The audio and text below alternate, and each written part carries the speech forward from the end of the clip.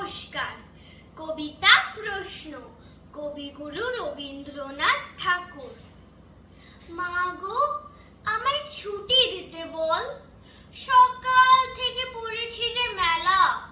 এখন আমি তোমার ঘরে বসে করব শুধু পড়া পড়া খেলা।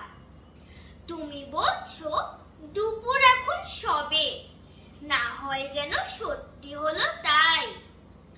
একদিনও কি দুপুর বেলা হলে বিকেল হলো মনে করতে নাই? আমি তো বেশ ভাবতে পারি মনে, সূর্য ডুবে গেছে মাঠে শেষে।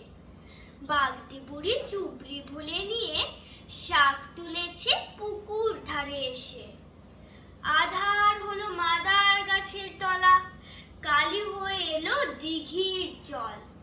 হাটের থেকে সবাই এলো ফিরে, মাঠের থেকে এলো চাষির দল।